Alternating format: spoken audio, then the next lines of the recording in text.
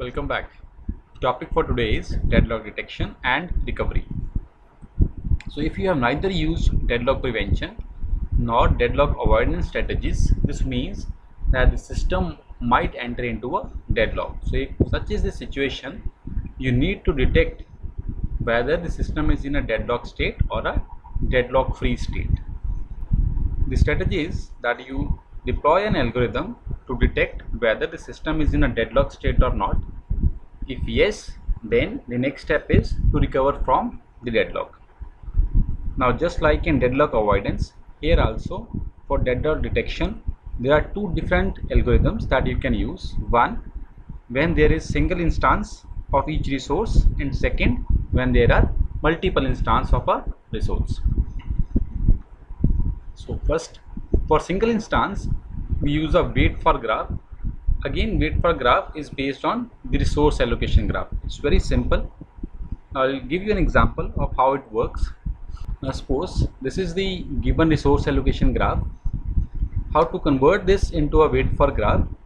The step is that you remove the resources and you collapse the edge. Okay, so from P1 to R1 there is an edge, and from R1 to P2 there is an edge. So we'll remove the resource and collapse this edge. This means that there will be a direct edge from P1 to P2. So this is the direct edge. Okay, similarly there is an edge from P2 to R3 and then R3 to P5. So we'll remove the resource and collapse this edge. So from P2 to P5. Hence, to convert a resource allocation graph into a wait for graph, we are going to remove all the resource nodes and collapse the corresponding edges. Now, after doing this, if there is a cycle in the wait for graph, then the system is in a deadlock state. Otherwise, it is deadlock free. This is the entire procedure that I have explained with the example. You can just pause the video and go through it once again.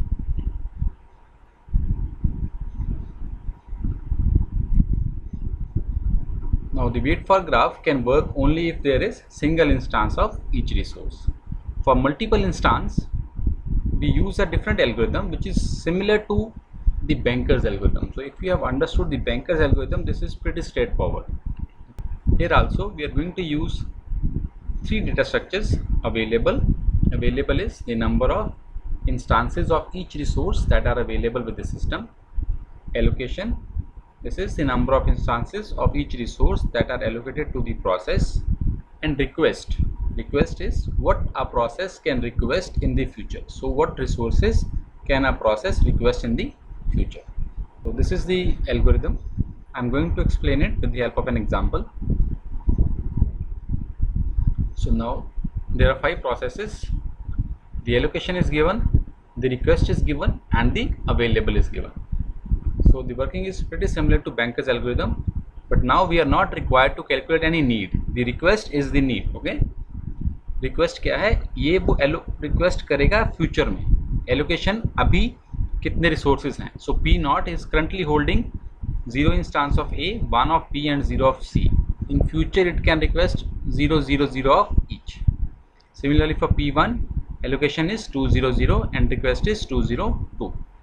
And for all other processes, the available number of instances with the system are 0, 0, 0 of each of the 3 resources. So now what I'm going to do is I need to come up with the safe sequence. If we can come up with the safe sequence, then the system is deadlock free. Otherwise it is in a deadlock state. So now is the system is in a deadlock state. Let us find a process whose request is less than or equal to available. What I'm going to do, I'm going to find a process whose request is less than or equal to the available. So P naught is one such process. Request is equal to available. Now once the request is satisfied, this means that I'm going to update the available by adding the allocation. So we can update the available by adding the allocation. So now the new available is 0, 1, 0. Now find out another process whose request is less than the new available, which is 0, 1, 0. So the new process is it P1? No. Is it P2? Yes. So the next process is P2. Once P2 is finished, we will update the available by adding the allocation of P2, which is 3, 0 and 3. So the new available will be 3, 1 and 3. Now find out the next process. So P3, can we satisfy the request? 1, 0, 0? Yes. So the next process is P3. So in the same manner, we are going to move forward, and we will see that we are able to come up with the safe sequence, which is P0, P2, P3, P1 and P4. Since we are able to come up with the safe sequence, this means that the system is not in a deadlock state. Now the next part will be P2 request one additional instance of C. What we are going to do is, it is requesting one more instance of C. So what is the current request of P2? Is 0, 0, 0. Now according to the question, the new request is what? One additional instance. So it is going to be 0, 0 and 1. So this is the scenario. Okay. Now let us try to come up with the safe sequence once again. So P0 is the first process whose request can be satisfied. Okay. So P0 is our first process in the sequence. Update the available by adding 0, 1 and 0. So the new update available will be 0, 1, 0. Now, is there a process whose request is less than or equal to available? Can it be P1? No. Can it be P2? 0, 0, 1. We don't have 1 for C. This means we cannot satisfy P2. P3, 1, 0, 0. We don't have one instance of A. So again, no. P4 is 0, 0, 2. Again, no. This means that we are not able to come up with a safe sequence if P2 requests one additional instance of C. Hence, the system is in a deadlock state. Okay. Now the next question is, when to invoke the detection algorithm? कब हम detection algorithm को invoke करें? So there are two possible ways. First one is, you invoke every time a process request for a resource. जब भी कोई process नए resource की request करे, then we will call the detection algorithm. Second method is, you invoke the algorithm after fixed interval of time. After every half an hour or after every 1 hour, it depends. So you invoke it after every fixed interval of time. Now let us see what is the advantage of the first technique. Every time a process requests for a resource. So what can be the possible advantages?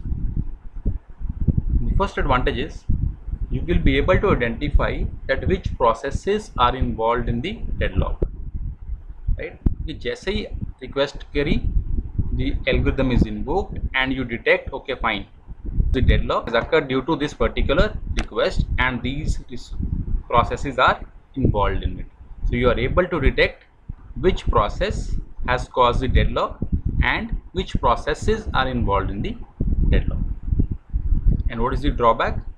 Since you are going to call it every now and then, there are a lot of processes running in the system and they are continuously requesting for resources.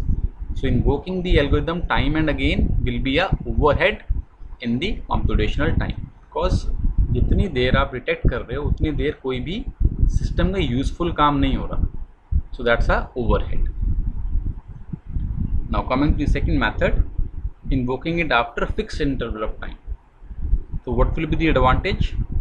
The advantage is कि वो जो overhead है वो reduce हो जाएगा. You are going to invoke the algorithm after, let us suppose, once in 1 hour.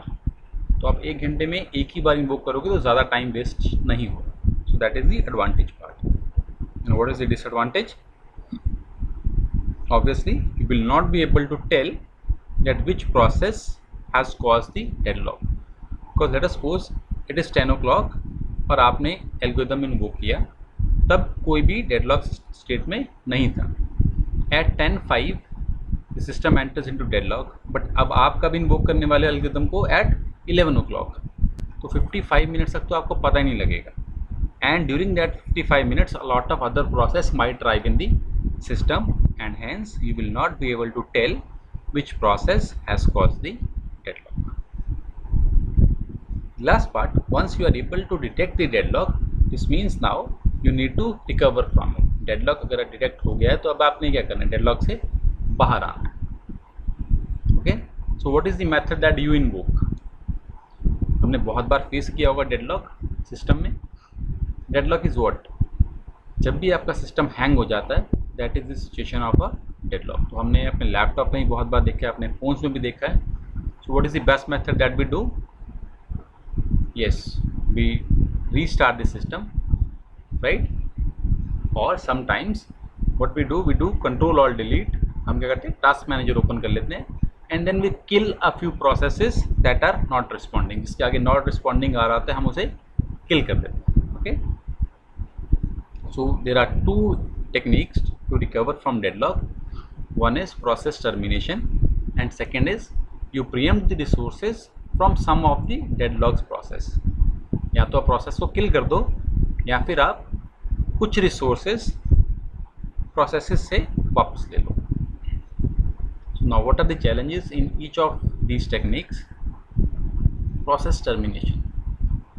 तो process termination में भी there can be two methods. One, you terminate all the process. जितने भी प्रोसेसेस डेडलॉक में इन्वॉल्व हैं आप सबको टर्मिनेट कर दो, तो obviously automatically deadlock will be broken.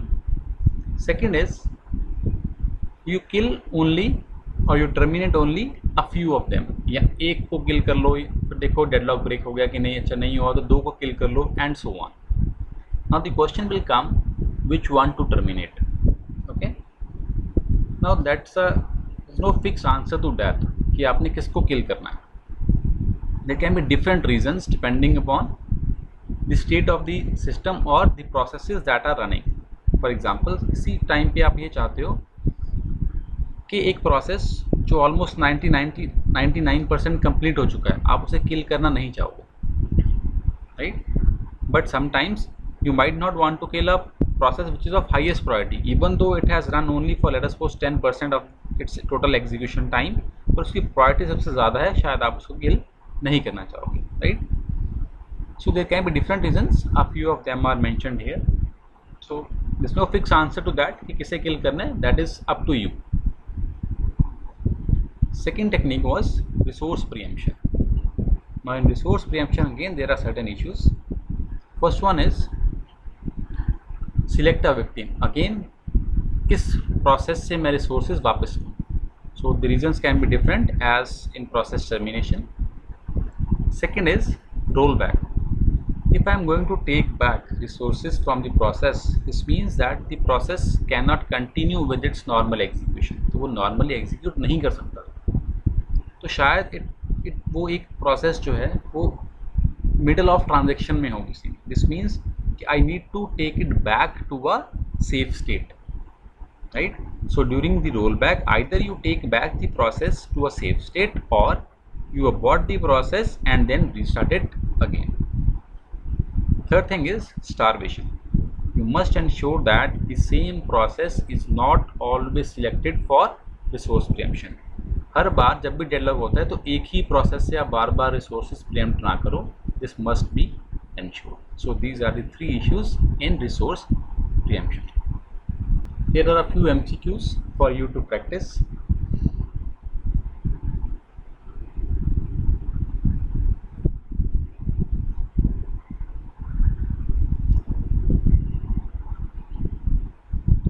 Apart from MCQs, I've seen a very common question that is asked generally in UGC NET or GATE exams. So I'm going to discuss that question.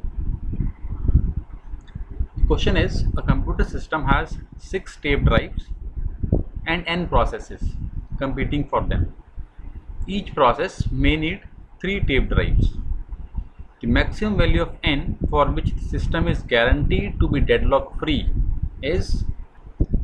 So the answer for this question is 2, and remember this formula to calculate this. Formula is sum of maximum need of processes. So let us suppose that processes are how many? N. So every process needs 3 tape drives. तो total कितना हो गया? 3n, max need कितनी होगी, n process है, हर एक को 3 चाहिए तो कितने होगी max need 3n, should be less than number of processes, वो कितने थे n plus the number of resources, कितने रिसोर्सेज हैं मेरे पास 6, so bring n to the left hand side, it will become 2n, 3n minus n should be less than 6, this means what, n should be less than 3, so what is the value of n less than 3, maximum value कितनी हो सकती है 2, hence 2 is my answer.